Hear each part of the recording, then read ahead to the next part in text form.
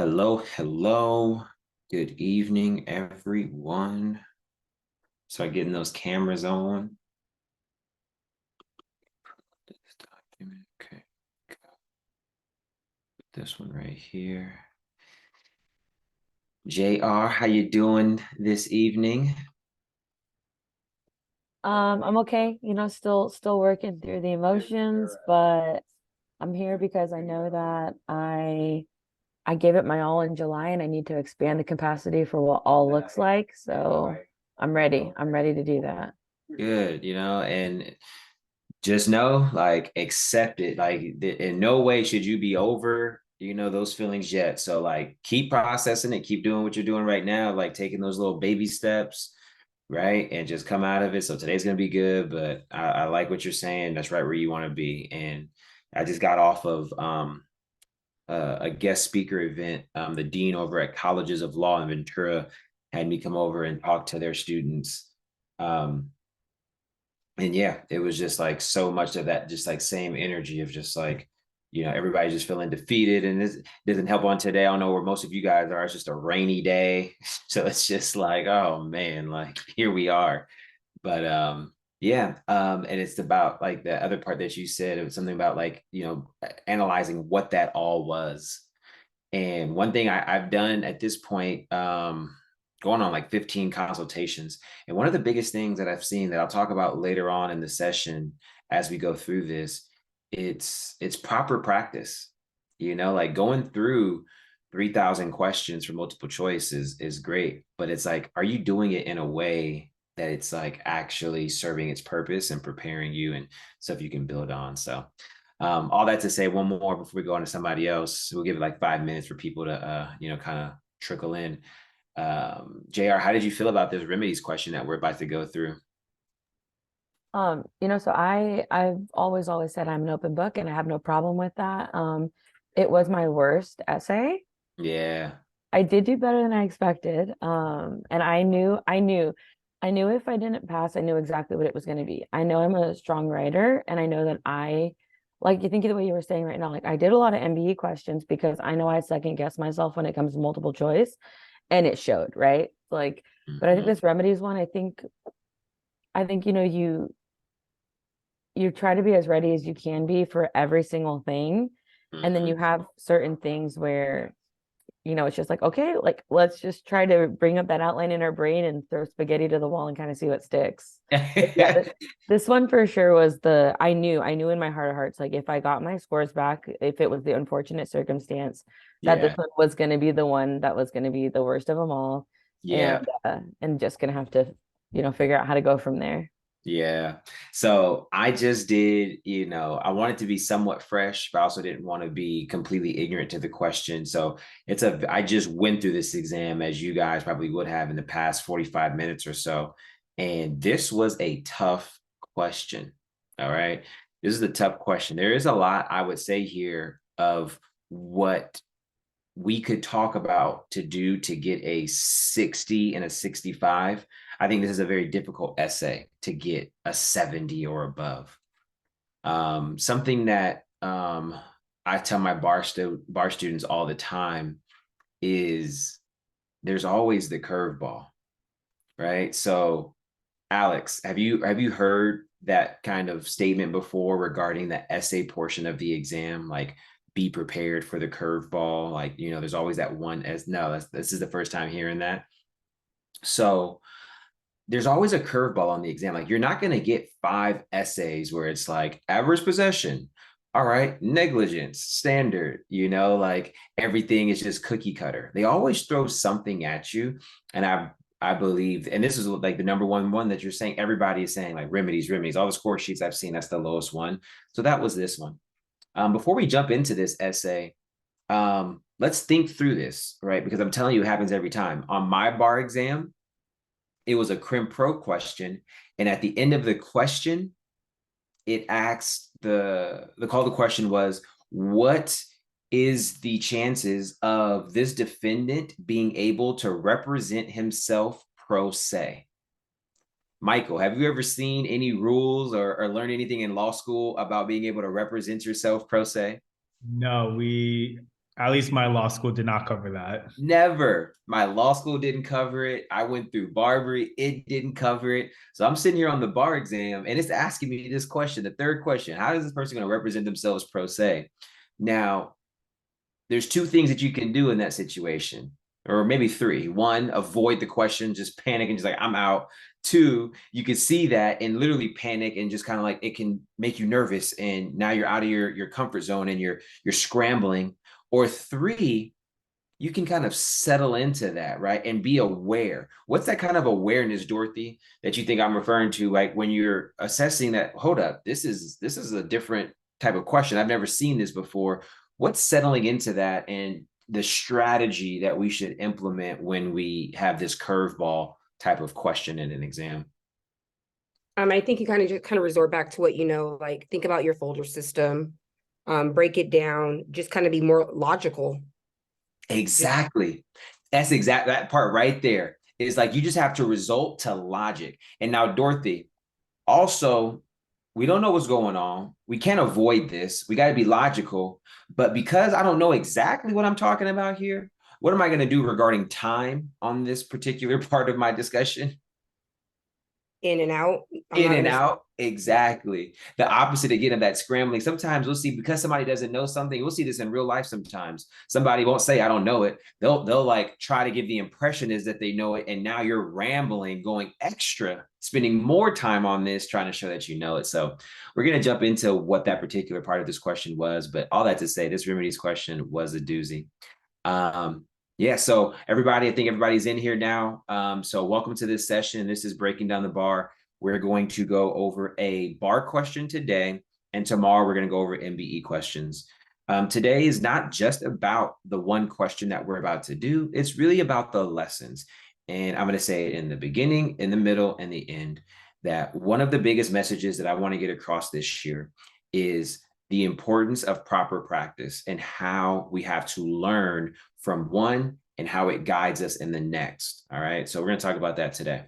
So let's go ahead and start off by, just attacking the trauma and going back to the exam and reading this fact pattern. Okay. Let's go back to the scene of the crime and look at this. So let me share screen. I'm going to put it in the chat so you can do it one of two ways. You can either follow on the screen or you can read it on your own.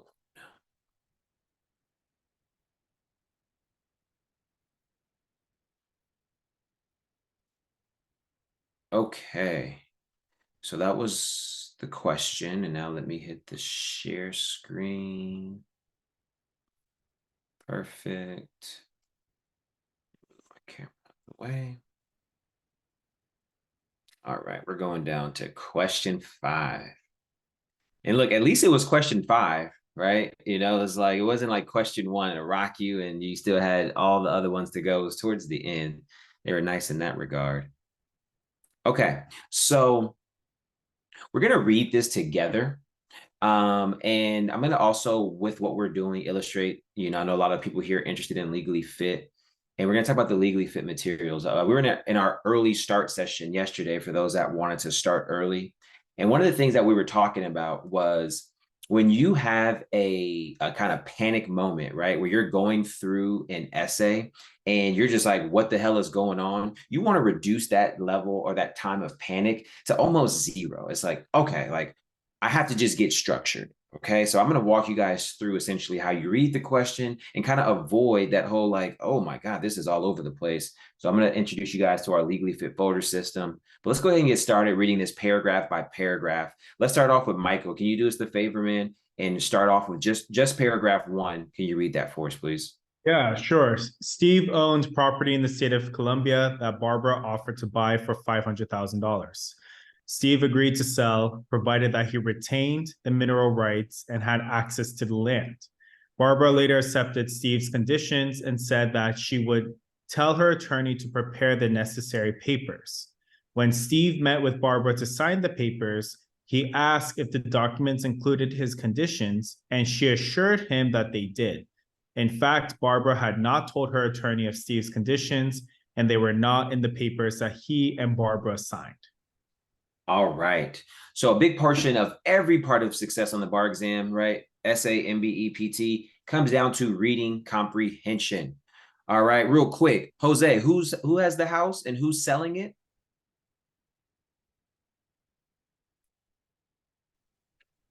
Let's see. Looks like Steve owned the property Okay, and he's offering it to Barbara.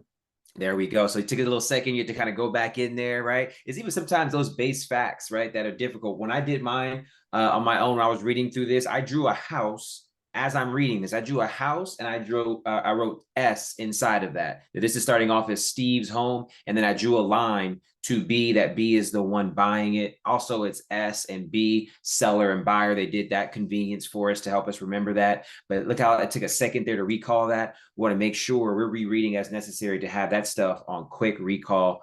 All right, so the house was sold for $500,000. Steve agreed to sell. Okay, so back to you, Michael. Michael, this wasn't a traditional home buying scenario. What was unique about this home buying situation? That he wanted to retain the mineral rights and have access to the land. Okay. It says Barbara later accepted Steve's conditions and said that she would tell her attorney to prepare the necessary papers. Okay, sounds good. There's a sale of the house. There's these conditions where he'll have like this profit or this easement, right? It's not a property question, but it's something along those lines.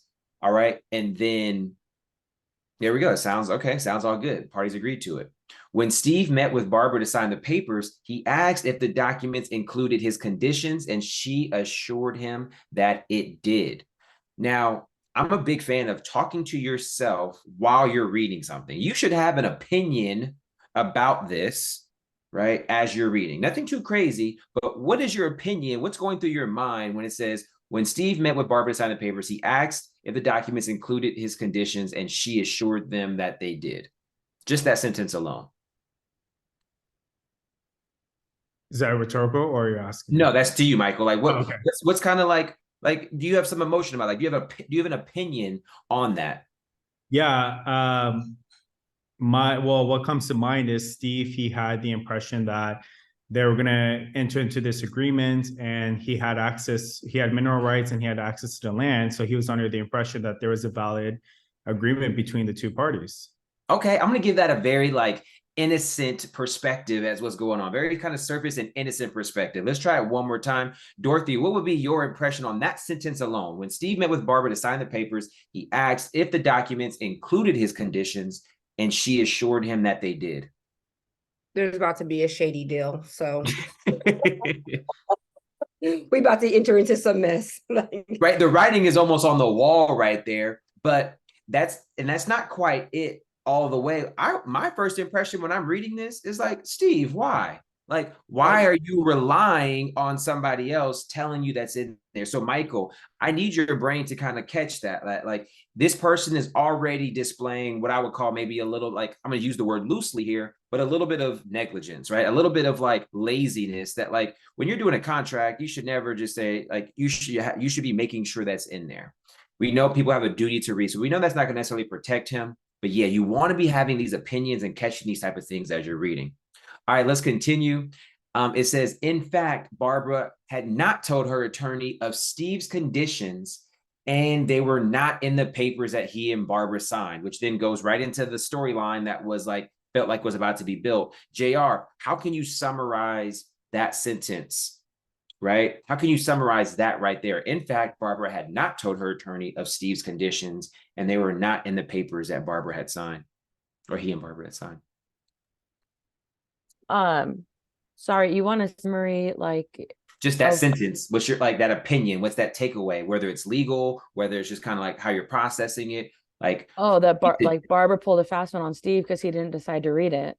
Okay, so right there, I put down, this is foul play or bad faith, right? You kind of want to like acknowledge these things as you're reading, because then you're going to want your issues that you spot later to account for these things that, again, they're making clear to you. You have to have the vision for it, but they're making clear to you as you read. All right, so we have some laziness on behalf of Steve, and then we have some foul play and bad faith on behalf of Barbara. Shortly after the sale, Steve decided to investigate whether his former property had any mineral deposits. Barbara refused, guess what? Refused to let Steve and his geologists on the property and erected barricades to prevent their success. It was then that Steve realized that the documents he had signed omitted his conditions. All right, so let's go with Jocelyn on this one. Jocelyn, you with me? Yeah, I'm here. All right, Jocelyn, how can we summarize this paragraph? Like, this is something I think is critical in all essays that you want to identify. That's like your tip. But like, what are we taking away from this paragraph? That, like JR was saying, that Barbara pulled a fast one on Steve, and so now he doesn't really have anything to let him have access to the property. Okay. And so, and that because that's almost like like the summary of the last one. That's what that last sentence. I'm identifying this paragraph as really just the incident. This is where now it comes into play. Like, there was a whole issue that it wasn't in there, but at this point it's not affecting anybody. This paragraph is about the injury. You always kind of want to circle, where did the incident happen, or where did the problem, get discovered, etc. And so yeah, it's like, this is where Steve tried to go on, and all of a sudden she was like, no, you can't come. And now he's like, realizes it's not in there. So this paragraph, I don't think, is super important, other than he has been barred from going to the property. And this is going to be a fight over whether there is a contract, and in fact, whether that term is part of it. So this is like what I would call the injury paragraph, or the injury sentences. All right, next. And at this point, I think this is overall a straightforward remedies question. But then here's where it gets crazy. Barbara had purchased Steve's property in cash, which included $250,000 of funds that she had embezzled from her employer. Alana. Yes. So Alana, we want to do math when we can, as we go. What kind of deduction can we, do, or math can we do off of that sentence alone? Barbara had purchased Steve's property in cash, which included $250,000 of funds that she embezzled from her employer. That wasn't her money to That spend. wasn't. So what calculation can we deduce, and what kind of like facts can we deduce, right? Specifically around that 250,000, there's some math, right, that we can deduce. Anybody else catch it? On a friend on that one. Yeah. Yeah. Anybody catch what math I'm looking for? Yeah, Jose. Looks like since Barbara offered to pay the 500 grand, you can go ahead and subtract the 250 that she got from ill-gotten embezzlement. So that would be a net of 250, right? Yes, and so therefore we can say that how much of the house was purchased with embezzled funds? Half. 250,000. Yeah, and then specific, yeah, in this case, that is then half. So that is the deduction, right? The house was sold for 500,000. It tells us that half, or 250, which is half of the funds, were embezzled from her employer. So I just want you to be able to do that. And that's going to show some analysis that you're doing, some basic level math. Whenever I see numbers, I'm trying to do some calculations as quickly as possible as I'm reading, just to kind of put it all together. And so there you go. Half of the house was purchased with embezzled funds from Acme. Now it also already looks like we're going to have Acme, who has a problem as well. They've got embezzled. That ends up being part of the call of the question. It says Barbara later embezzled another 20,000 from Acme, which she deposited in her checking account containing 5,000 at the time. So then now there's an account with 25,000, 20,000 that she embezzled, 5,000 of her own. There was now this commingling. It says the following month, she paid off the 25,000 of her outstanding debts, bringing the account balance to zero. So now all of it is gone. And then subsequently, Barbara deposited 10,000 of her own money into the checking account. All right. So we have this whole, we can clearly see that they're giving us a commingled funds type of situation that we're going to have to work through. Shortly thereafter, Acme filed Barbara after discovering her embezzlement. Both Steve and Acme have brought suit against Barbara. What equitable remedies does Steve have against Barbara? What equitable remedies does Acme have against Barbara? And what amount of money, if any, can Acme recover as part of an equitable remedy from Barbara's checking account? Okay. What amount of money, if any, can Acme recover as part of an equitable remedy from Barbara's checking account? What's kind of odd, Alex, about call of the question 2 and call of the question 3? Odd, like what's weird about it? Mm-hmm. I don't know. What's question 2 asking? What equitable remedies does Acme have against Barbara? And then what's question 3 asking? The same thing, but with Steve. Where's not number? Oh, sorry, 3. Oh yeah, what amount if I don't really know what's weird with 3 either. Yeah, so it's saying what equitable remedies does Acme have against Barbara? Mm-hmm. And then it's saying what amount of money, if any, can Acme recover as part of an equitable remedy from Barbara's checking account? So It's repetitive. yeah, it's kind of repetitive and it seems to like overlap a little bit, right? And again, this is a crazy question. And then you kind of have to then like really get even organized with the call of the question to realize this is one of those ones where it's like 3 call of the questions, you have all these issues, and then now you're kind of deciding what's going to go under what heading. And it's almost like now I can already feel out that question 3 is going to be that like very short and sweet kind of discussion that's very limited, right? It's not going to be this big framework and a lot of options. It's very specific. And it's just going to be like, So I'm already thinking that's for number 3. And number 2 is kind of the open-ended, like, talk about everything in number 2. So yeah, I'm looking at that overlap. It's like talking about Acme and Barbara in both calls of the question. It's talking about equitable remedies in both. And then 3 just happens to be a little bit more specific about this checking account. As if then I don't need to focus on the checking account in number 2. So you're starting to see how am I going to divide, whatever issues I come up with between 2 and 3. Okay. So that is then the entire question. All right. So again, a doozy. Let's walk through this. So first thing that we know about remedies questions is that remedies is always connected, right, to an underlying claim. Here, Michael, the underlying claim for for Steve is going to be rooted in what? In contract law. And for for Acme is going to be rooted in what? In commingling of funds. So that's fraud. Okay, so here's where we're going to look at our first use of the folder system. Oh, sorry, criminal law. It's because she embezzled the funds. So it's not going to be that either. It's going to be actually tort law. Right. So where's here it is on this screen. Stop share.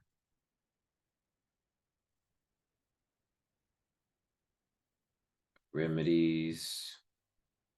Folder system, share screen. Okay. So this is our first level for remedies. Everything that we need to know for remedies, right, that's been tested on the bar exam is going to be within these 3 sections. This is the first level for remedies. It's either torts, contracts, or property. And so you correctly assess that for number 1 against Steve, or for Steve's case, it's going to be an underlying issue of contracts. And the second one is going to be an underlying issue of torts. Okay.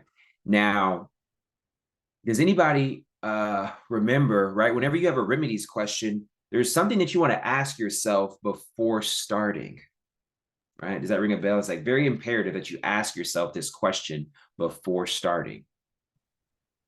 Is it what's the cause of action? Yes. And not only what is the cause of action, but also what? I'm sorry. How much of it are you going to discuss? Right? So let's say, for example, this was solely a contract remedies question. You have essays and answers sometimes where 90% of the discussion will be remedies and 10% will talk about the underlying law. You have times where it's 50% underlying law, 50% remedies, And then you have times where it's the other end of the spectrum, where 90% of your discussion is talking about the law and 10% is talking about the underlying issue, right? So here, who was that participated? I couldn't catch who that was. Anita P. Anita. So Yes. Anita here, what's your thought? Do we have to talk about, let's start off with Steve. Do we have to talk about the underlying, right, like action here? And yes. yes. The underlying action is, I have it as misrepresentation. Good. So we have to go into, right, what that is now. And before we get too far ahead, here's one last thing that I want to do from a reading comprehension thing, perspective, that I think is really beneficial, especially for remedies questions. You want to ask yourself, why are the parties upset and what do they want? That's really going to help guide you into the remedies that you should likely be discussing. So I'll start off with you, Anita. Anita, what is Steve upset about and what does Steve want? Let me go back to the fact pattern first. Okay. Let's see. What is Steve upset? Steve is upset that he can't get his minerals. There we go. Mineral rights. There we go. Yes. So that's why he's upset. Now, what does he want? What, in theory, would he want, right? Let's be logical and practical. What would then Steve want? Ultimately, Steve just wants the right to, gain access to the land and like mine his rights or whatever he does with minerals, Okay. And as an alternative, what would be then one other practical outcome? Say it again. Money. Okay. So, and we're not going to talk about money here because it does say that we don't. Equitable remedy. So what would be another equitable remedy, right? So he'd either want to get paid because he can't get the minerals anymore. He wants to be able to actually go on and be able to get his minerals. And what would be the last one? It would be an equitable remedy. An injunction? Well, that's going to go into like going on it. The last thing that he may want, Anita, is like, let's just undo the whole thing. Let's just go back. Give me my house back. Oh, like rescission.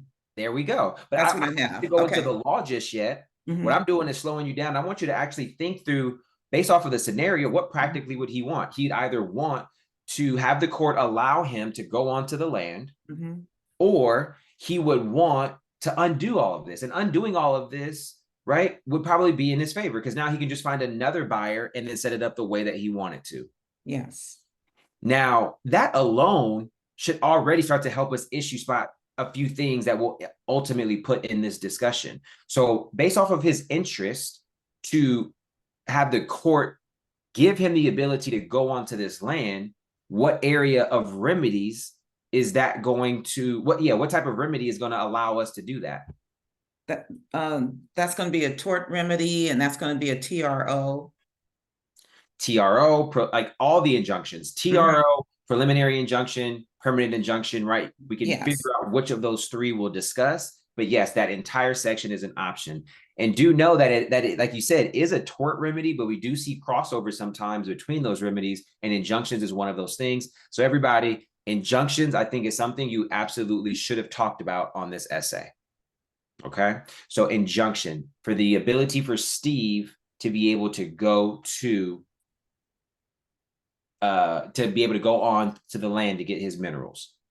Now, let's pass the torch. Let's go back to JR. JR, the other interest that Anita, you did a great job, by the way, Anita. That was awesome. Like, why is he upset and walking through that? She said the other thing was, was that he would want to get out of the contract. Now, what would be another way to get out of or what would be the area of law or remedy to get him out of the contract? You're talking specifically like remedies under contract law here? Yes, remedies under contract, or just remedies in general, but yeah, you want to focus on the contract ones. Yeah, I know she mentioned like rescission, and I think you can go back to the fact that this was like a contract that was, there's like that bad faith, there's that fraud there. So I think there's a way to like get out of it. So rescission. So we have at this point injunction and rescission. Now, let's see if there's any brownie points. Let's go back to the first one. There's one more area of remedy law that I think is worth the discussion, right? If you want it where he can still access the land. Okay, so we said there was an injunction was one option. What's the other one? Specific performance?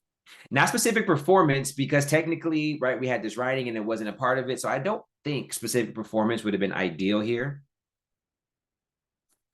Can anybody else catch what that remedy is, right, that would be beneficial here? So they had a contract. It didn't have a certain term. That should be jogging your memory of a particular. Alana? Could it be constructive trust or equitable lien? Are those? So those are like that's coming up in this essay, but that's not connected to Steve at all. Oh. All right, and let's go with Luzine. What about ratification? Ratification is not by title a remedy that I would ever label. I'm not familiar with that as a whole. So maybe what you're alluding to is reformation. So do you guys remember reformation? Yes. Like Yeah. in the contract. Okay. Yeah. So reformation allows the court to rewrite the agreement as the parties intended when there was like this error, right? So reformation is another good one to talk about. So before we've even gotten into like struggling, look how I've kind of backed into some of the issues to talk about just by asking myself, why are the parties upset and what do they want for Steve? I've started off with him, and then making sense of what areas of law connect to that. So let's kind of keep like a list going. Let me create a new document here. So we can keep track of this. Let me separate this out. Oh, I could just do it right here actually, so you guys can see it as well. So already for question number 1, we're coming up with injunction. This is Steve coming up with injunction. We're coming up with reformation, and then also rescission. Okay. Dorothy, do you think there are any other remedies that we might end up discussing for Steve?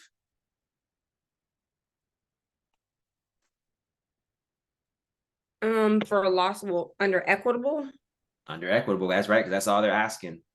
Yeah. Now, see how right now we're in this like, I'm not sure, right? Taking that pause. This is where a folder system comes in handy, right? Because you want to quickly trigger and anti-trigger. So you've kind of backed into like what made sense by thinking through it, which if you have a good kind of, momentum with that subject, you can do. Then let's go into our folder system here and look at our options to see if there's anything else. So are we going to talk about damages here? Let's actually go to the next level so we can see more detail. So here are our options for contract remedies. So are we going to talk about breach of contract damages, Dorothy?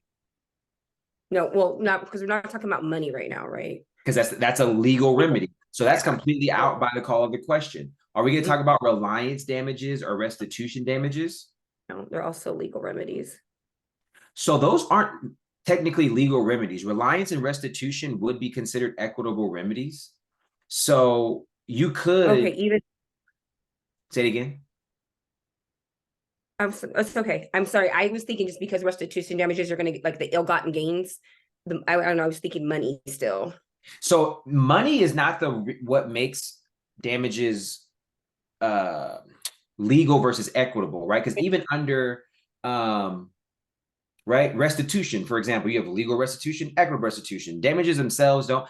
Legal versus equitable is like legal is like by a formula, by matter of fact, like this is now what you'll be like awarded. Equitable remedies means that these are the remedies around fairness. Like, we're gonna like do this out of fairness, right? And so that's what reliance and restitution is all about. Like, all right, we can't give you breach of contract, but as an alternative, we can give you reliance or restitution. So, right, these could be options. I don't love these under the circumstances. So we could throw up there on the maybe list. We could say maybe reliance / restitution. And even thinking through that really quick, reliance is when you rely on a promise to your detriment. Yes, I think actually reliance damages, right? Like you could say he would not have done the deal and now he can't get his mineral rights. So that's good.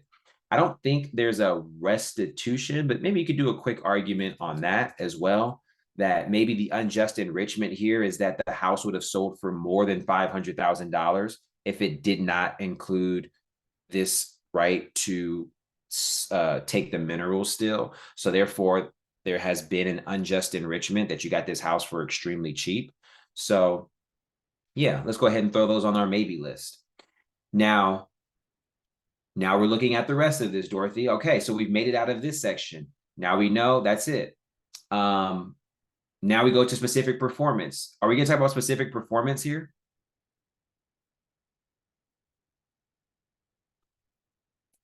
Dorothy? Sorry, I didn't know what I needed. No. No, right? Because specific I mean- performance is about enforcing the contract. And here we had a written contract and it wasn't part of it. In order for this to be a specific performance situation, you're now turning this into I'm going to analyze parole evidence, try to make this harm a part of it, then go. And I don't think that's the route that it's taking us. So I think that's like a very convoluted route that we should likely probably avoid here. All right. So I'm not going to go the specific performance route. And then we saw the special remedies of rescission and reformation, which we both have. And then there we go. Like I have my issues, right? I could scan over the other ones because I do know there is a jump over to some of the other rules for torts. We already took the injunction section. We're definitely not going to take damages from torts. It would just be the injunction. Like that's really the only section that can jump over from torts. We have considered it and we are in fact going to talk about it. So now I am comfortable moving out of Steve with these this is my outline for that discussion. As far as the remedies, right? So this is all the remedies. Now, hopefully we didn't just skip over the underlying law. Right. And so, and even for some of those remedies, you're going to have to talk about that. Right. And so this is going to be talking about contract formation. And can anybody kind of see what the focus is? And I'll get to that question, by the way, whatever that hand was. Can somebody just point out to me where we're going to focus our attention in our underlying law discussion? JR? Do you mean like formation of the contract? So, and specifically where?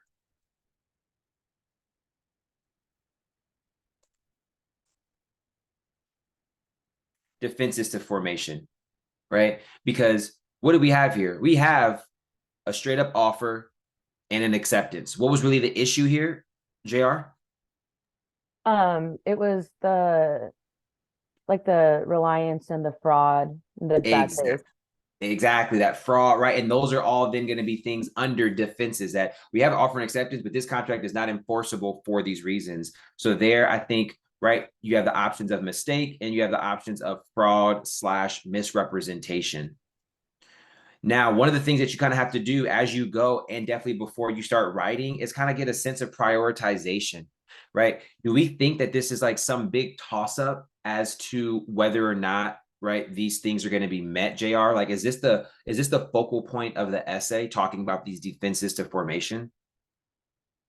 No. I think it's like a hit it so you can make your case and then move on to the actual like meat in the remedies you're going to talk about. Exactly. So we have to be aware of that, right? Even though we're going to do this first, we do have to be mindful of how much time we spend here, right? So yes, this is what I think this now looks like. This is my outline for number 1 for Steve. So let's talk about, some questions of what you guys had, or, now your impressions based off of what you did, and also then too, the system for how we got to here and maybe how you can use that. So what was that hand that I think that person thought I was ending? Was it? Yeah, it was me.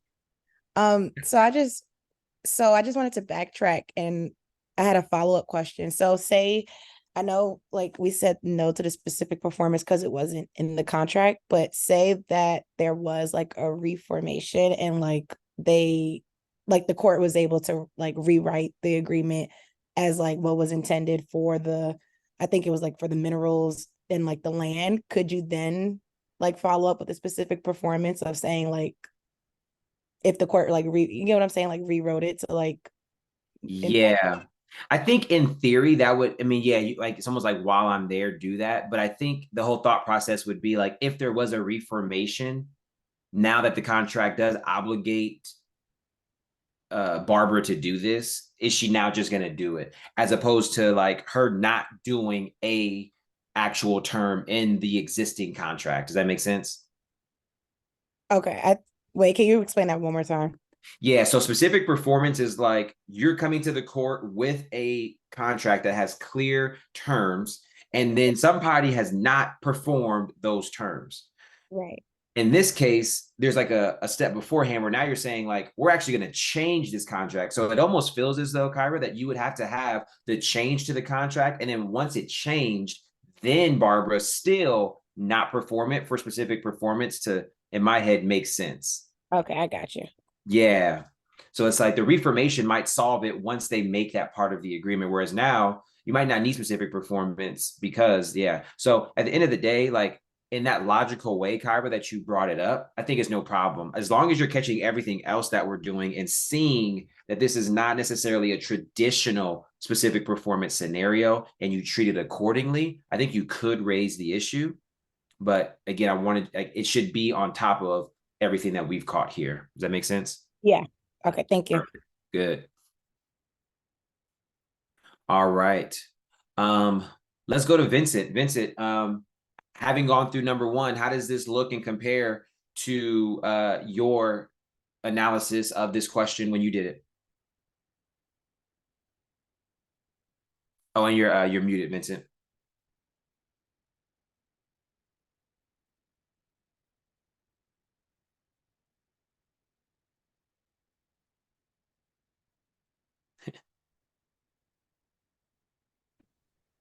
Okay, can you hear me now? Yeah. Yeah, I don't really I didn't look at my answer yet to see what it looked like. I did get a 60 on this one somehow, which was my best of all of the essays that I wrote. Mm-hmm. And I haven't really started reviewing yet for this next final or for this next exam yet. Okay. And yeah, this is a tough question.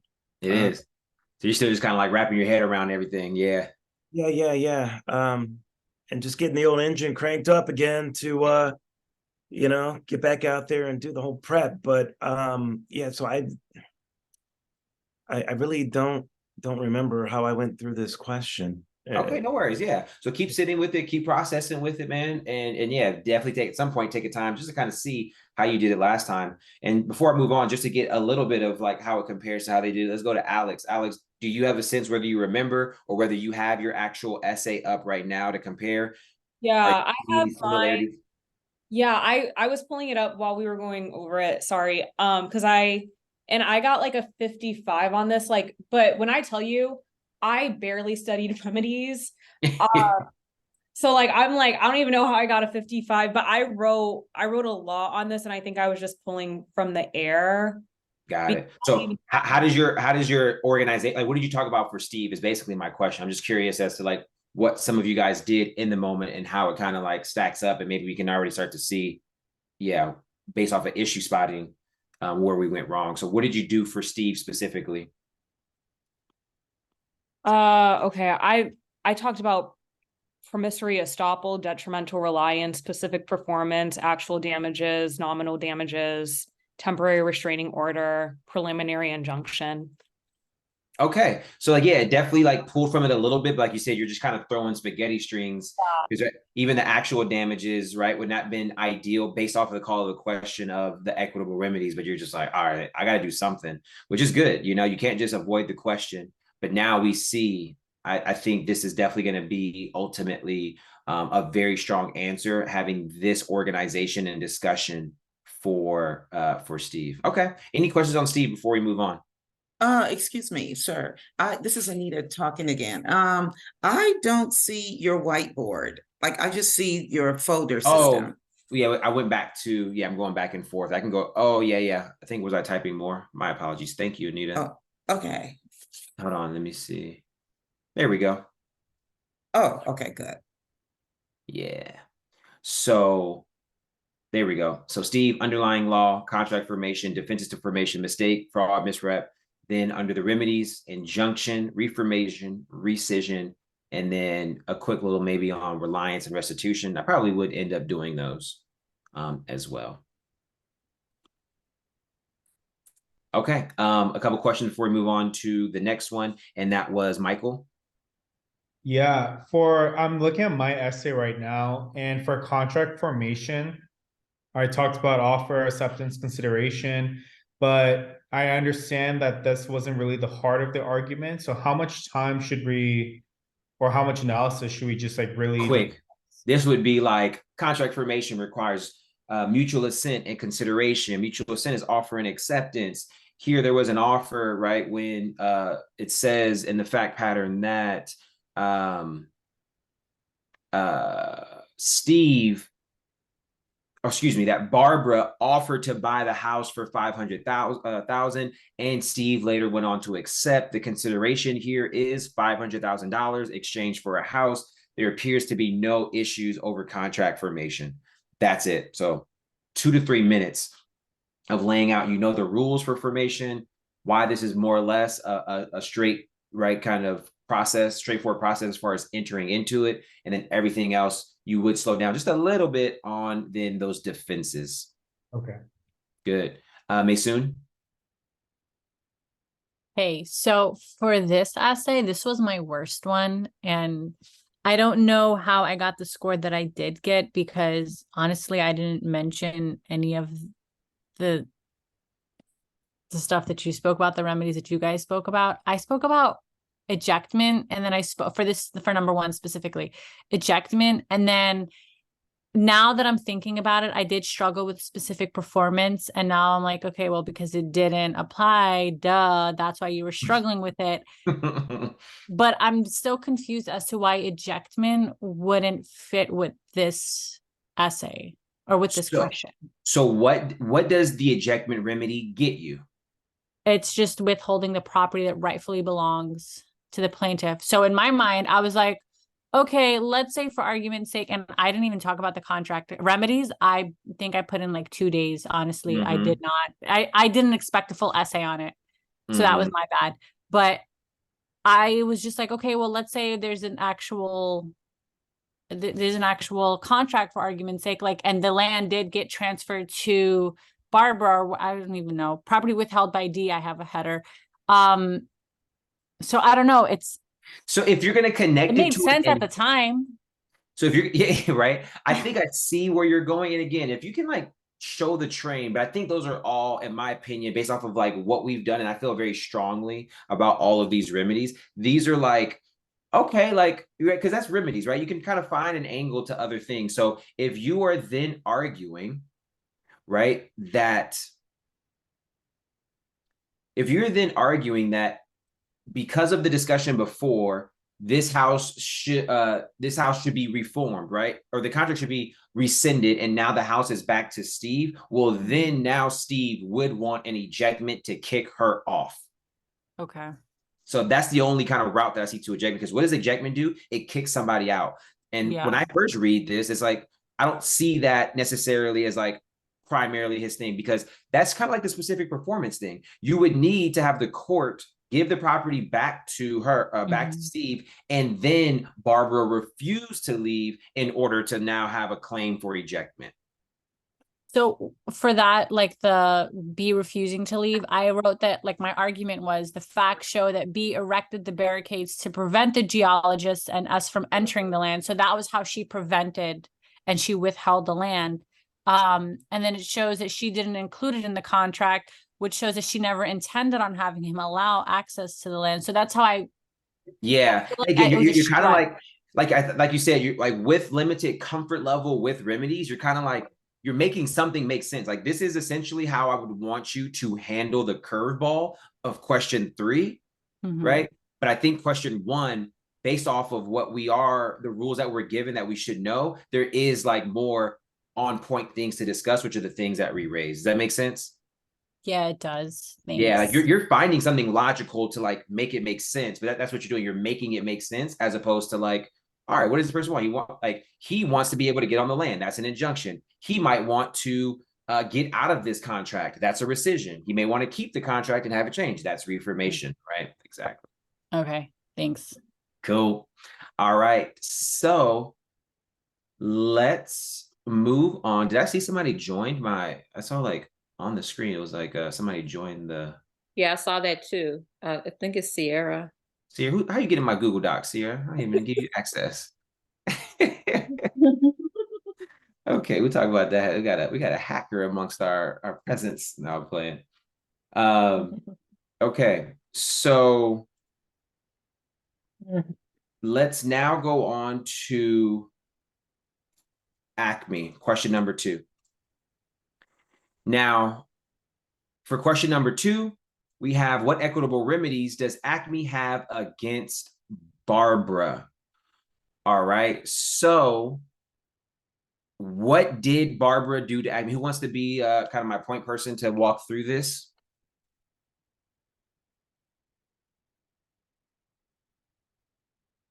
Ooh, I get to pick a volunteer. Crystal, you gonna help me out on this one? I can try, but I did spend like the majority of my space on the essay talking about number 1. And I like barely got to 2 and 3. we'll just do it in real time, but Yeah, let's do it in real time. Let's just kind of be present with it. Don't focus too much on before. So let's think about this. What's the underlying law, right? So here's like, this is a generic thing to do whenever you have a remedies question, is to literally do this: underlying law and then remedies, right? And then you can figure out what you're going to put under each. So the first thing for Acme's claim, what would the underlying law be here? it's going to be a tort of embezzlement. Tort. And crime, embezzlement is a crime. So what would the tort version be of that? Misrepresentation? No. No, I don't think it's misrepresentation. Camelia? Wouldn't it be conversion? There we go. Trespass to chattels, because those are kind of like, you know, peanut butter and jelly topics, / conversion. So that would be the tort, right? You don't, how many facts do we have to this tort, Crystal, in our fact pattern? I don't have the fact pattern in front of me. Okay, let me bring it back up on the screen for us. Share screen here. Cool. So how many facts go to, right, this act of her stealing the money? We have how she purchased the money, where she got the funds from, and how she deposited it in her accounts. We have a few like the second paragraph is all about embezzlement. Well, and I guess specifically along the lines of like the tort of like, I guess you can kind of do. Yeah, I guess the point that I was trying to get, like, to me, it's like very limited. It's like, it just, right, even with embezzled, it concluded for us that like she took their money. Right? They don't kind of go into like how she got the money. Did she take it? You know, like they didn't go into the taking aspect of it. They just took into like how she made it her own and what she did with it, which is part of the conversion analysis as well. But all that to say, this should be a very short and sweet analysis of the underlying law as well. All right. So going back to our document, let's keep filling that out. Yeah, Camelia. So I also spent the bulk of my time on number 1. So I was running out of time here. Like how much would you put for the underlying claim? Because they gave us the embezzlement part. So I had like a sentence. Oh yeah, yeah. That's literally what I just said before I called on you, was like, this would be really quick. That this is like, there's not many facts to this, and it's just like a matter of getting the points, identifying that the underlying law here would be trespass to chattels and conversion, real quick. Perfect. All right, cool. So then we would jump into the remedies. All right. So why is Acme upset? So it starts off with the same thing. Okay, Crystal, why is Acme upset and what might they want? So Acme upset. Why are they upset, Crystal? Because they their money was taken from them, so they would want their money returned. B stole their money. Give me my money back. They want to be made whole. And shoot, they probably want to make more money if they can. Give me my money back, right? B stole their money. Okay, so under the circumstances, what would they want? They probably ask for Specific performance? So not necessarily an area of law, but like, remember we were saying like, why is Steve upset? Steve upset is because he can't go on his land. That's what he's upset about. What would he want? He would either want the right to go on the land. He would want to get out of the contract, right? So more generically, what would, and being specific, what would Acme want? They want the value that they tried to sell the land for. What's the first logical one, right? If I took $10 out of your wallet, the first thing that you would think that you want is what? The $10 back. Okay, so then here, what would be what is the first thing that you would say Acme would want? The same amount that she embezzled from them. There we go. So it says it was $250,000 that she embezzled from her employer, and then it said later she took another 20,000. So it's 250K plus another 20K that was later for a total of 270K. All right, so that's what we know is like the bare minimum of what they're going to be shooting for in this. Now, what else is something that they may want, right? So 270K cash. What else is something that they may want to make themselves whole here? So they would probably want to demand the land that she purchased. There we go. We want the house. All right. And as it's kind of alluded in that third call of the question, what's another thing they may want to be able to make themselves whole? I put expectation damages. That's probably incorrect. Because only equitable remedies. All right, so let's phone a friend on that one. What's the third thing that they might want access to? That third call of the question is hinting us to it, right? To be able to be whole. Camelia? A lien, access to the property. We already said to the property. That was the house. Access or lien to? Well, no, I mean, a lien would stop her from being able to sell it, and for them to recover money. But I guess, sorry, I guess maybe what you're going towards is the forced sale of the land. No, so that's all in the house, right? They want access to the house, and that'll probably be a lien, right? Or give me the house or whatever, right? Like to the sale. The third one is the checking account. Okay. Right. And there's $10,000. They mentioned that whole checking account. There was a whole lot of facts that like she now has $10,000 of her own money into that checking account. Let me get in that checking account so I can get some of my money back, please. All right. So those are the three options. Those are the three things, right? Look how, again, like, this is the stop and think part of the legally fit formula for doing practice questions. Why are the parties upset and what do they want? This grounds you in the question to kind of like then pick things that align with this. All right, let's hold off on the question right now. Camila, please write it down just because I want, for time purposes, to continue, but I do want to answer all questions at the end. But let's get through this one. So what we now have to do is figure out, all right, well, what remedies then connect to this? This is tort law. We have to deal with equitable remedies. So there's only limited options under tort.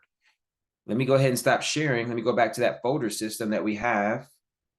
And going back to you, Crystal, what are our options going to be for discussion here? Restitution, I think, would be the most likely. On the exam itself, I mentioned injunction, but then I mentioned since it already happened and injunctions are kind of meant to prevent things from happening, I just raised it as like it's not relevant because the embezzlement already occurred. Got it. So you kind of do like a raise and dismiss because you're just like, I gotta talk, that's back to the like, all right, I'm not gonna sit here and not talk about anything, right? Type of analysis. So good. But yeah, so restitution, you have two different types. Legal restitution, we're not gonna talk about any of those because that is a legal remedy, which, by the way, now we're reminding ourselves of that, right? When we're talking about ejectment earlier, Maysoon, of why not ejectment? Ejectment technically is a legal restitution. So that'd be another reason not to talk about ejectment. So our equitable restitution remedies are equitable lien and constructive trust, right? So this, again, is just using our folder system. Like, what are my options? I'm in torts. I have damages. Those damages right there, actual, nominal, punitive, those are all legal remedies.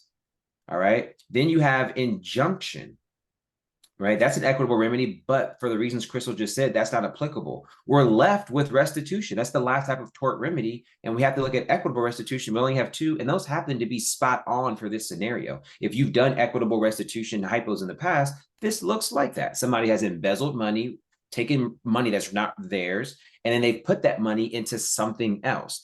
And then that person wants their money back, and they may be able to go after the assets that they then acquired with that money. All right. So ultimately, let's go back to our Google Doc. Getting quick with this now. All right. We're going to talk about constructive trust and equitable lien. Now, I think with this alone, right here, and I have good rules, I know how to write, I know how to use the facts to get my points, I remember my rules, I think I'm probably at a 70, at least a 65 with this right here. But we still have to address the elephant in the room. This is an elephant for me. Chances are it's an elephant for most, if not all of us in here. JR, what's the elephant in the room regarding this whole constructive trust? And like, to me, there's like some rules here that's back to what I was talking about earlier. Is a curveball, something that's not often tested that I have to handle. What is that? I'm not sure. Like you're talking about like when you have to write an analysis for constructive trust and equitable lien, like I think it's specifically handling this commingled bank account and specifically oh, like tracing? Yeah, tracing, right? That whole like tracing and commingled bank accounts. Did you take a remedy specific class? I did, yeah. Good. So you already had some background knowledge on this whole like tracing argument and kind of like what to do. Yeah, I was kind of in the same boat. I'm not sure who mentioned it earlier. Like I did enough like of refreshing because it was also pretty recent to taking the bar that I was able to take this remedies class. And I think I was like, okay, like I get it in, which again was why I was surprised that my score wasn't worse, but I think I had enough of this like folder type system of my own in my brain where I could recall like hot button things that were for sure equitable and not really waste time on diving into like legal restitution stuff and make sure that what I was hitting was at least somewhat on the mark. Got you. Okay, so yeah, so all that like my for me that number 3 and focus on the fact pattern of the whole like the account balance and the commingled. It was at 20,000 and then there was also 5,000 in there. Then they paid 25, took it to 0, and then went back up to 10,000 of her own money. Like I can feel that there's a specific rule, right, that guides me through that, and I don't know what that rule is. So that's where, right, I'm just going to apply logic. I'm going to address the elephant in the room, and I'm going to talk through this. And essentially, right, like this is after I talk about constructive trust and equitable lien. For constructive trust and equitable lien, the main difference, right, in the two is whether the property increased in value or decreased in value. But under these facts, we don't actually know what the current value of the house is. So you talk about both. You don't really kind of know which one you're going to go through, but you're going to talk about all that, go through the elements. And then when you're talking about the commingled bank account, to be able to get to that, again, there's a rule for that, but you're just going to apply logic. So for me, if I was going through this would have been an area that of a rule that unless I took that class in remedies, like I'm not going to know. And so I'm going to apply logic, but I can like do everything else and then separate out that and realize that, okay, that's what I have to do there. So that is the organization for this. So yeah, let's go back to Camille's question, and then we'll start taking any other questions on really the outline and approach to this essay. I wrote replevin as my question, but I don't remember exactly what I was gonna ask regarding that. Okay. And let's go back. So replevin is, I have to refresh myself on replevin. I haven't seen that one in a minute. Replevin is a legal remedy that allows a plaintiff to recover possession of specific personal property. But before we go too far, just so you know, replevin is under the legal restitution section. So that would be ruled out from that alone. Okay, so that wouldn't apply under the equitable remedies. Okay. Exactly, which is all we're talking about here. But yeah, it's, oh yeah, so replevin is that scenario, right, where it's like, I remember always like the tomatoes hypo, where it's like I wanted a certain type of tomato and I didn't get it, and now it's just like I want replevin to be able to like get the tomatoes that I need while we're having this contract dispute. Does that ring a bell? Yeah, so what I had here was that it's given when it's often given when like a property has their unique facets to a property. So like Yes. we usually see that with like real property. And in this case with this one, like with the mineral rights, I guess that's kind of like it wasn't your traditional just property with a house, but Oh, so you had that under Steve. Oh no, I had it under Acme versus Barbara. Yeah, never mind. Okay, Yeah, it was just kind of mixing in everything. Yeah, because okay. Yeah, and part of it too is remedies not my strong subject, so I'm like, write something, anything. Yeah. Okay, thanks. Okay, cool. No worries. Michael, question? Yes. So for question number 3, I did talk about tracing, but would you also talk about consequential damages for both the 250,000 and the 20,000? Because that's the approach I took as well. I just Consequential damages? No, because consequential damages is connected to legal. That's a legal remedy. Okay. Yep. Okay. So as we start to kind of unwind from this question and get into like, not only now have we done this to kind of see, again, attack that trauma. This is not just about focusing on the past, but how do we take this and really move forward? So let's talk about this experience of how we went through this. So first off, let's go with Alana. Alana, like in your opinion, right? Because we don't have the cut sheet just yet, but based off of making sense of what we went through, right, with this issue spotting format, like how confident do you feel in the issues now that we've worked through together to talk about on this essay?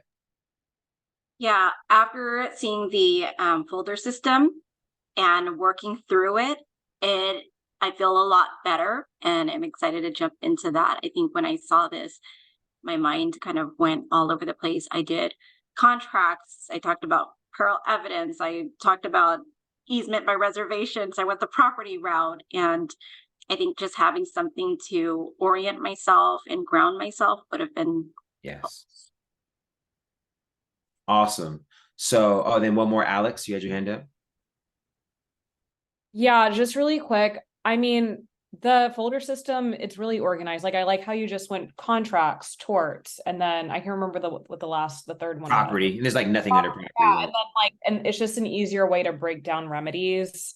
Because there's just so much to remember for the bar that exactly. And the folder system is literally to help you do that. So and what I was trying to get at is like how confident. So I'm gonna say I feel very confident again that this would be a 70, right? 65 at the least, even though I don't exactly know all of the tracing rules. I can work my way through that, but hitting all these other things. Now, I want to talk about how, right, the bar exam comes down to knowing the law and then also having a strategy and a system. So even going through this with you guys, a lot of us were throwing spaghetti strings like, okay, this is just crazy. Like, all right, it's all this stuff going on. Let me just throw out. But look how structured it was that I went through this, right? And now let's talk about some of the things. I'm gonna start asking you guys some questions, right? Because the whole thing is that you have to take things from these sessions, take things from your own studying to then know how you're going to do it the next time. And let's take moments to reflect. So let's ask some of these questions. The first question is,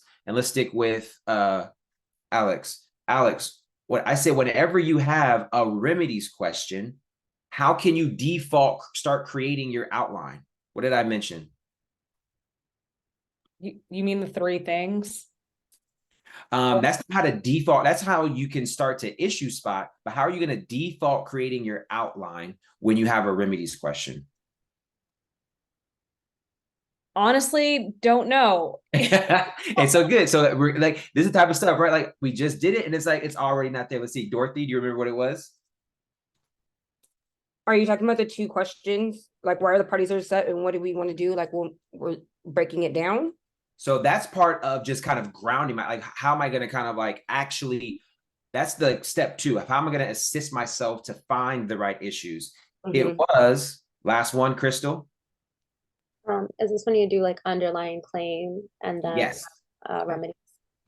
Yes. Right. So every single time I'm going to do underlying claim first and then remedies. The reason why I'm going to do that, Alex, is because I don't want to forget to talk about the underlying claim. I know that's always an option for points. And sometimes it may be most of the points or half of the points. And so, right, what's going to happen? We're going to do this session today. Then somebody's going to submit a remedies question to me tomorrow, and it's not going to have underlying law right under there. So it's like, we want to remember that first. Let's go to the next question we could do as a review. Yeah, I mean, it was kind of already answered in that first one, right? But then it's like we, start issue spotting, right? And then we're doing that by using the folder system.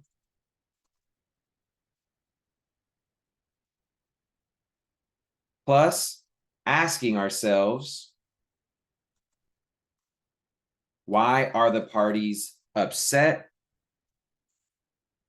And can't type. And what do they want? And if we're going to actually be technical, which one did we do first, Michael? Did we use the folder system first, or did we ask ourselves why the party's upset and what do they want? We ask why are the parties upset and what do they want? Yeah, we did that first so we can like logically kind of assess that and ground ourselves. And then we use the folder system to confidently pick issues that makes sense now that we've grounded ourselves, right? Once we made sense of like, yo, Steve wants to get out of this contract. Steve might want actually to keep the contract and just change the terms. We could then pick laws that match that, right? So we confidently pick issues that make sense. And we also confidently did what, Michael? And use the folder system to see like what were the issues that need to be discussed.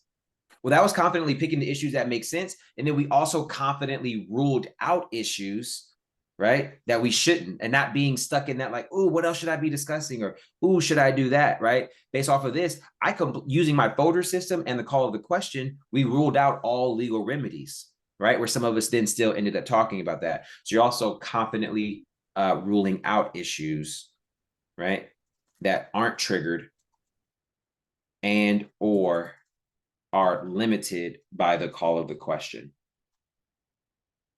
Okay. What else? What else did we learn from today? Let's go with Alana. Alana, with injunction. We learned that even though injunction is technically under torts as a remedy, finish that sentence for me. Even though injunction is under torts as a remedy,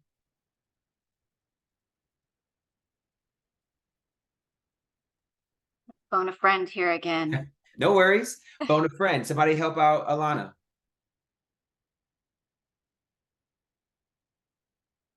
Even though injunction is under torts as a remedy, come on now. It's applicable to contracts as well. It's applicable to contracts as well. I need to make that connection. That's what happened here. I need to make that connection. So when I get to the next essay, I'm confident doing that. I'm not remembering that. I'm not second guessing that. Exactly. Good. All right.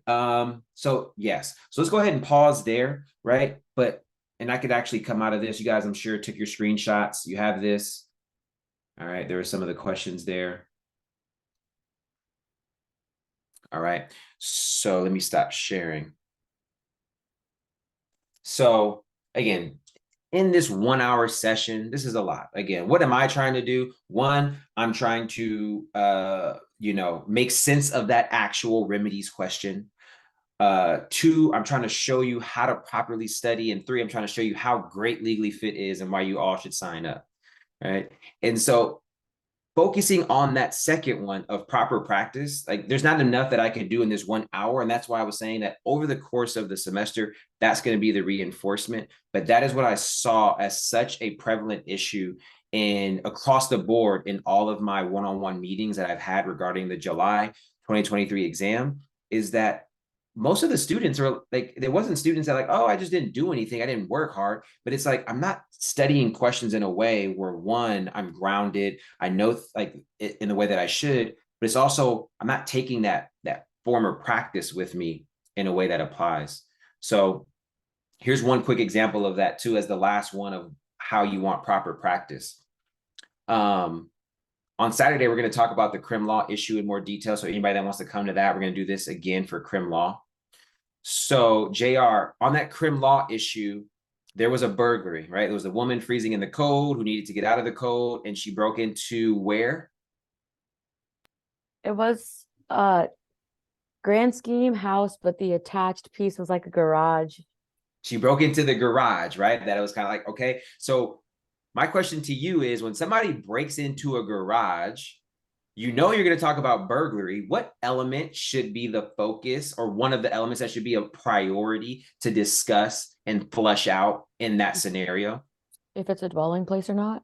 Thank you. Awesome. Right. And I'm guessing you know that because you've done a practice test, right? And it's right, tested that scenario, and that's what it said. Or you're just intuitive and you caught that. So one or the other. But the reality is that there's a practice test, right? And for Legally Fit, it happened to be the practice test that we assigned everybody to get graded feedback on to submit, where it was Vicky went into the garage, or excuse me, the guy got information that this person was not going to be home. She was running a business out of her garage, and he went in there and stole all of her computers, right?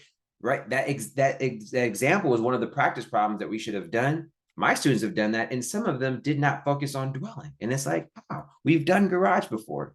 So again, that tells me when they're doing that question, they're not making that, they're like going through it. It's like, oh, I missed that, or, oh, I got that. And it's not, okay. So when there is a garage, right, or a non-home that's being broken into, but it's arguably connected to the home, I need to flesh that out in dwelling. So that is your little nugget for tonight to focus on, is how can I improve my takeaways? And really what that requires, like, and let me ask Crystal, like, how does one improve that, Crystal? How does one start to have these takeaways from each practice essay and multiple choice question they do, to where you can use that in the future to your benefit? I would say first reviewing it, like reviewing it and seeing that that is an issue that has come up before. And then I have kept a running list in the past, and that has helped me kind of see the patterns. I don't know if that's what you're looking for, but yeah, a little bit, definitely. And the way to kind of spell it out as far as something tangible, it's that just how right now we finished this essay, and I said, all right, before we move on, I'm going to ask you these questions. Injunction. What did we learn about injunction today? All right, what's our way that if I see a remedy question again, what am I going to do? I'm going to do underlying law. I'm going to do remedies. You have to end every practice essay and practice MBE with a reflection, right? What do we naturally do? We do a question, and then we just jump over to the next one. And then we jump to the next one, and we're just seeing, what did we get right? What did we get wrong? So that's all it is, guys. It's really simple, but we're just going to make that adjustment in our practice. And then all of a sudden, I'm telling you guys, the bar becomes easy, right? There's only so many ways to test these topics, right? There's only so many things they're going to test on burglary, right? It's going to be a garage. It's going to be a house. It's going to be this. And when you see that, do what you've seen, but that's what it all is. It's recollection of what you've seen in the past. Okay. So last thing I'll just share, let me just share screen for all those that are still finding their bar prep provider. We are still accepting students for the program for for February 2023. Why is this not? Oh, there we go. I'm just going to bring up the two options that we have. We did our early start meeting yesterday for all those that already signed up, and we talked about how you can use November to your benefit if you wanted to start before December. So if you still sign up, you have access to that video. Maybe I'll do another call next Monday as well for maybe 15-30 minutes, just to kind of get everybody else now, and they're the next round of people who have signed up. Maybe you have questions from the video, and maybe the group as a whole has new questions for the week. So I don't mind doing that, kind of like a weekly check-in with my early start people to make sure you guys are on track. So let me share the screen. And here we go. So for those that, again, that are still looking, here are the options. You have Legally Fit Bar Prep Plus, and you have the regular Legally Fit Bar Prep. Now let's start with the Bar Prep side. What you'll always get with Legally Fit are industry standard materials and resources. When I say industry standard, the idea there is that, as with your barber, your themist, there's nothing less that you're going to get with Legally Fit. The only thing that we don't provide is your actual bank of questions. And that's only because I didn't find it worth our time to use the same licensed questions or recreate a bunch of multiple choice when they already exist in an affordable fashion of UWorld and Themis, and they have the algorithms to keep track of your progress that we're still working to create our systems that can track that and tell you what to do next, etc. But what we do have for the multiple choice are the Legally Fit hypos, where I've done essentially what I want you all to do. What I've done is I've researched all 3,000 multiple choice questions on Adaptabar. I've looked at all the licensed NCBE questions, and I've extracted the patterns. And then I put those patterns into easier to understand hypos, simpler hypos, so you can establish that foundational understanding. So by doing the Legally Fit hypos, you are essentially doing multiple choice questions. You're just not selecting A, B, C, or D. It's going to be a multiple choice question in short answer form. And then you'll have traditional questions that you can do through either your UWorld or Adaptabar. But everything else, you're going to have your outlines, you have recorded workshops and resources for every portion of the exam. You have essay grading, bar exam simulation, daily schedule. And one thing that's unique to Legally Fit that you're not going to get with your big box company is office hours. So every week there'll be a set time and day where you'll be able to come in and say, hey, D, so can we go over that one? Or it won't be with me. It'll be with our guy, Matt, who's amazing, went through the Legally Fit program. He passed his first time. And it's going to be, hey, Matt, we did that essay on remedies, and I'm still not quite getting why injunction's not on there. Can we kind of talk through this, right? Or, hey, I'm not really getting 2207. Can we talk through this? We have somebody that you can talk through some of those weekly things that arise in your studying. And that takes us to the Bar Prep Plus. And the Bar Prep Plus, you're going to have two exclusive things, right, to that program specifically. And that's the live workshops, which are essentially going to be what we just did. We're going to be going through essays together and through multiple choice. What I'm going to be doing is essentially the same three things. One, breaking down the law in that particular problem that we did and making sense of it. Two, reinforcing the messaging of how you should be studying and why it's important to study in this way and making sure you're getting that constantly. And then at that point, you've already signed up for Legally Fit. So I'll just be reminding you as to why we're so great and why you're going to pass if you just follow what we say. All right. After that, we have the daily and weekly accountability checks. So everything else now becomes like really the extra, right? Legally Fit offers the extra support, the extra accountability to kind of make sure you guys get to the finish line. So we actually have a person that we've hired who's called the accountability director, right? Whose literally sole role is to make sure everybody stays on the bus from beginning of bar prep to the end. So he's the person who starts to see if anybody's falling behind on their essays. He's the person that's going to hold these mental health check-ins as well. That's optional, but he's the person that's kind of like just has an intentional eye on who's falling behind, right? We give that gentle reminder, maybe then we give that little bit slightly more aggressive reminder, right? We never try to cross the line, right? We're not anybody's parent. We try to find that perfect place of just like, hey, you need to get together, right? In order to be on track to pass and give you guys that love. But sometimes people are just like, hey, I'm burnt out. It's not it. So we try not to be overbearing, but we're also going to give you that, hey, you know, we're seeing this red flag. All right. And there we go. That's the Bar Prep Plus. So I'll go ahead and end that. Thank you guys for coming. And anybody who feels good to go, they've already signed up. They got all the information they need. You're good to go. I'll stick around for the next 30 minutes or so. That's all I can last. I got to eat some dinner. I'm hungry. I got 30 minutes max to be able to chop it up, ask any more questions. Before we get into questions, I'm back on the exam. Did anybody have any questions regarding the program before we jump back into the law stuff? Alex, is yours on the program?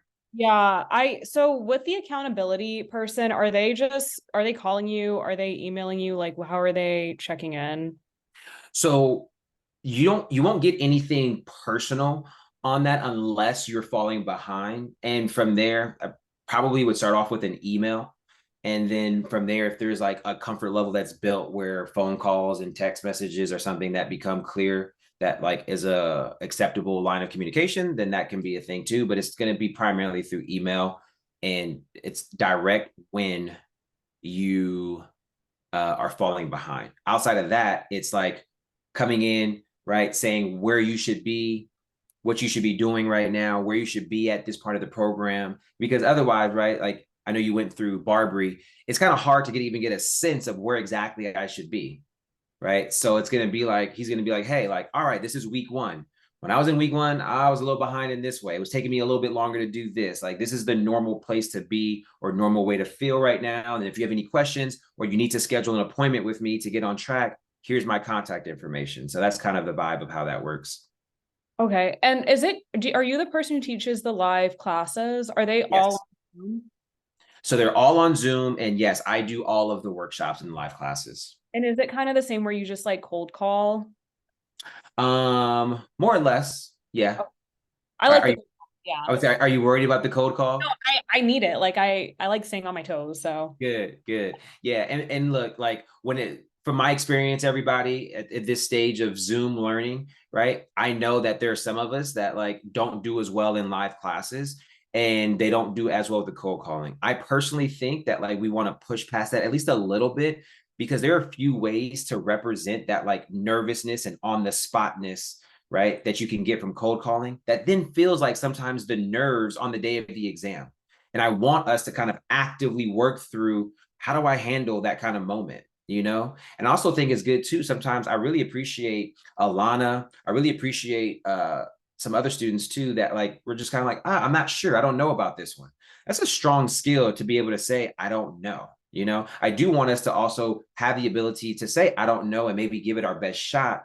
But I also don't like when it's like, I don't know, but I'm going to act like I know and then act like you're wrong when you tell me what the right answer is, right? We've seen that kind of approach too. So yeah, all that to say, there are students who request to be part of the live class, but ask that they don't be called on, that they can just sit and listen. And that's totally fine too. If there's anybody in here who does feel like it's more detrimental to be on that pressure of being cold called. And I typically, just so you guys know, I ask for everybody to turn their cameras on in our program. And I do call on the people who have their cameras on. So that's how that works. Okay. Thank you. Cool. You're welcome. Michael? Yeah, I had two questions. One, I remember at the beginning of the call you mentioned about there was a Zoom meeting for tomorrow. I was just wondering, what was the meeting about again? Yes, so everybody come tomorrow. We're going to do something very similar to this, and we're going to do it for the MBE.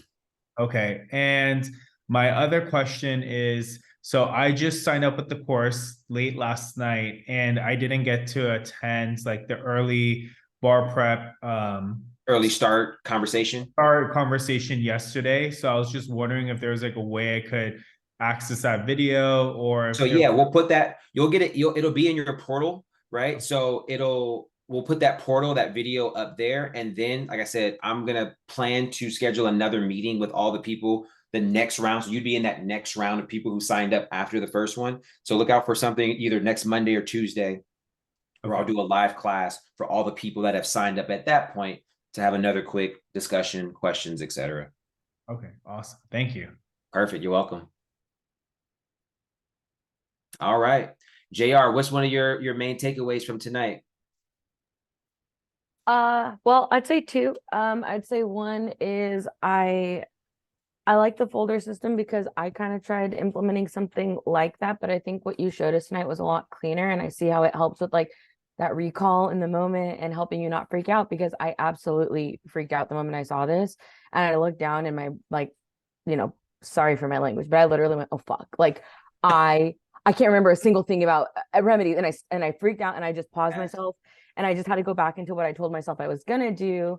In my game plan that I had made for myself, and I went and did that, and then I came back to this one and I'm looking at mine right now and I'm like, how like I don't know how I pulled any of this out of my behind, but I did. And then second, I think another thing is just the actual like substantives that we talked about. I'm taking away, like, because one, I think it's so easy in law school, like you're in a certain class, so it's just like you're in torts, you're in contracts, you're in property, and we don't get a lot of overlap. We don't see how things kind of can be here and there. And like you were saying earlier, like, you know, this applies to tort law and it applies to contract law. Like, so don't let it just be over here. Like, don't conclude Don't yourself be so rigid. Yeah, like Yeah. which is a big issue that I had in law school and I had to work through during bar prep. Is I will conclude myself out early because I think like, oh, I hit it, okay, bye. Like, and so yeah, so I think those are like two main takeaways for me here, and like having, sorry, I keep looking at this like I have my two monitors, but like having these things to like refer. Oh, and then also like it's the bane of my existence, but I know I have to do it this round. Is like I love writing the high. Like if I get it right and I see the answers line up enough, I'm like, cool, I'm done for the day. And I don't force myself to go through what I'm already good at to make sure it's solidified. Yes. So you talking about that, I'm like, I know it's a swift kick in the pants that I need, but like, yep. You got it. So Good. Those are my things. I love those takeaways. And I think, I want to, like, I talked about it in our early start conversation last night. And what I want you to have the goal of, JR, and everybody in here, and let me be the example of it, is that I have successfully reduced my period of freak out time to a second, right? To 0. Because as soon as I read a question, and let me tell you, like, I read this question, JR, like, I've been teaching the bar for 10 years. I graduated law school, right? Did well in school. What do you think my natural reaction was when I read that question? Like, what would you think is my natural reaction? I mean, what I would think is that because you've been doing it for such a long time that you're like, oh yeah, like analyze and go, or like highlight and go. Right? You would think my natural reaction is like, yeah, of course, it would be this, it would be that, like done. My natural reaction to this question, everybody, is what the fuck is going on? Like, what is this? Like, I have the same reaction, but I am now at such a point where it's a 0 to 1 second that I do that. Like, that's the initial, and it immediately goes out, and I'm going straight to my folder system. It's like, whatever this is, it has to be rooted in my strategy of what I know helps me get through this question. So boom, what's going on with Steve? All right, why is he upset, right? I'm grounding myself. All right, this is contracts. What are my contract remedies? And then all of a sudden, it all unravels, right? So I want you to keep that in mind, that, again, even for somebody like myself who has seen damn near every bar exam since 2002, that still, when I see a new question, there is that quick moment of like, what the hell is going on? Okay, let's get to it, right? And then you could get to that point as well. Because all it is really is trust, right? That's all really it is. It's just like not panicking and just say like, hey, I trust that I have a system that's going to do this. Let me go to my system. So yeah, that's my only comment to that. I will say it looks like you're glowing at the end of the session compared to the beginning. There's a whole new glow to you. You're like, all right, I'm ready. Let's go. I'm ready to study again. I'm feeling that energy. So that's good. Camille, you had a question? Yeah, do you guys so this is my first time coming to any legally fit event, and someone else told me about it, and I'm glad I came. This was really helpful. Also, Professor Vasquez at Southwestern has spoken very highly about you. She said you were one of her students. Yeah. Yeah. But do you guys, so I'm still trying to decide. I wasn't going to do a bar prep course. And so I'm still trying to decide on that. Today was very compelling. Do you guys offer any kind of like one-on-one consultation to kind of see what options, if there are other options outside of like what you showed? And I looked on your website and I see that there are some additional options as well. But is there a way to talk to someone and Absolutely. So I'm actually scheduling for this week and probably next one-on-one consultations where I go through your scorecard.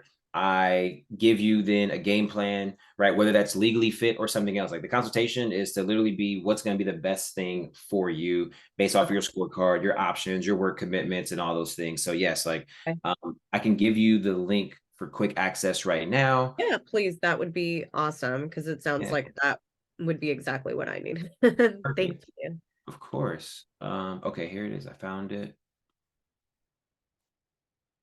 And in the chat to everyone, here we go. Boom. Got it. Thank you. You're welcome.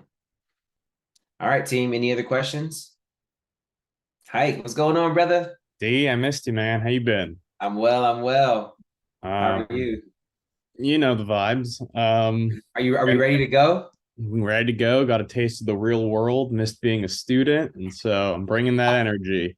Look, everybody hear that. Everybody hear what he said. Got a Yeah. taste for we're ready to be a student. This is your last time. And I'm telling you, I miss law school a little bit. And I miss bar prep. Sure. All you got to do is worry about bar, right? But anyway. Exactly. Michael already asked if we missed that early start convo. You said you're going to send an email Monday or Tuesday. So miss the early start. So sign up once you get into your portal, right? We'll have that video in there where you can see the early start. And then I'll have another conversation, right, with everybody next Monday or Tuesday for the next round of people. So Okay. Ask your own questions. But the idea is that you should watch that video before, right? Or as soon as you sign up, and ideally before Monday or Tuesday. Okay, cool. Do you know if I'm already on that, or do I have to do anything else on my end? Got it. Yeah. So that should be. Yeah, I'll take that, DeAndre. Thank you. Yeah, for sure. I'll put you in there. So Appreciate it. Thank you. You're welcome. You're not in there yet, but give it before the end of the night. Within the next hour, you'll be in. No problem. Awesome. Thank you. All right, Hike. Talk to you soon, brother. Thanks, Steve. See ya. You're welcome. See you soon. See you tomorrow for the MBE one. Yeah, I'll be on tomorrow for MBE, and then I think I don't know. Do you do the one-on-ones, right? Yeah, I'm doing the one-on-ones. I have one on Friday, so. Okay, cool. So I see you All on tomorrow Yeah. and on the week. You got me for the rest of the week, girl. I know. All right, I'll see you you. soon. Bye. What's going on, Karen? You got any questions for me? No, I can't believe we're back here again. It's all good, you know. It's like, look, it just is what it is. And like, look, for as hard as this test is, Karen, and as much of a super mom, super business owner, and right, all the things that you do, it's like, look, like this is practical, right? It's not ideal. We shot our shot to be done with it the first time, but it's like, look, like we're gonna get past this test. And I know what your circumstances were coming into this. So I applaud you for like taking on this challenge, and we're gonna get over it. But it might be, you know, just this, right? We're gonna go for this next shot. We're gonna shoot all of our ducats at this one and pick it up, and we're gonna focus on knocking this thing out. But it just is what it is, you know. Eventually, it's gonna get done. Hopefully, February. So That's it. We'll Exactly. start from there and then just keep going. But I'm gonna sign up for the consultation next week. This week's kind of crazy, but I'll see you tomorrow for the MBE thing. Perfect. Okay, cool. All right, you're the last face I see, so I think everybody else is good. DeAndre, you don't see my face, but next time you will, maybe. Anita, I think I'm going to sign up for the consultation. And, you know, I just wanted to say this is kind of like crazy. So I'm looking, I printed out all of my essays, and two of them, like this last one, it looks like some stuff was deleted.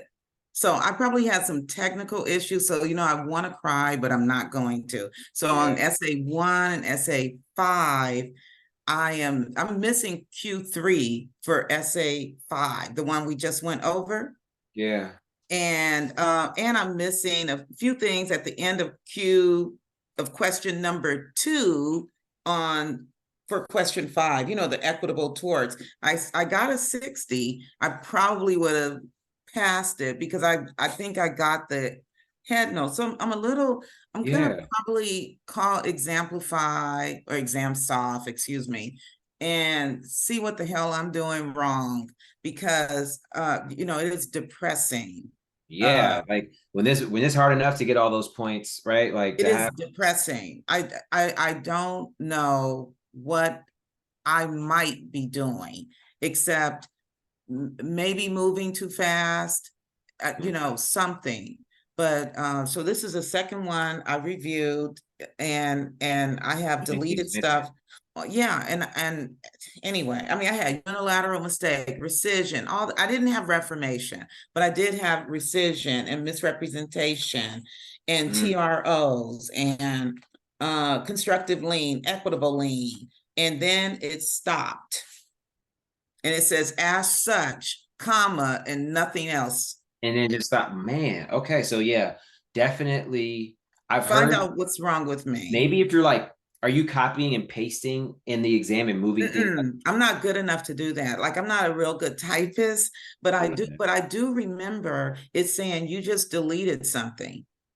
And then I was supposed to like Control Z or something. I forgot, not Control, well, something. I was supposed to get it back.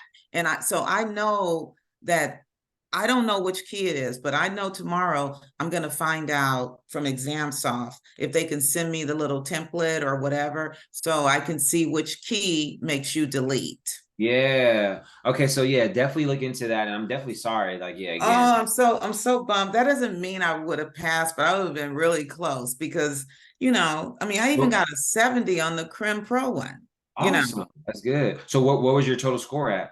I don't know. I have to go to that little thing and see. I Do a bombed. consultation. We'll go into it. Yeah. And I do have that, but I bombed the PT for a lot of reasons, but that's okay. That's okay. I got a 5.0. So I'm gonna sign up for the consultation, and I'm gonna try to like do it and make that quick decision, because I think I talked to your Miss Monique. Yes.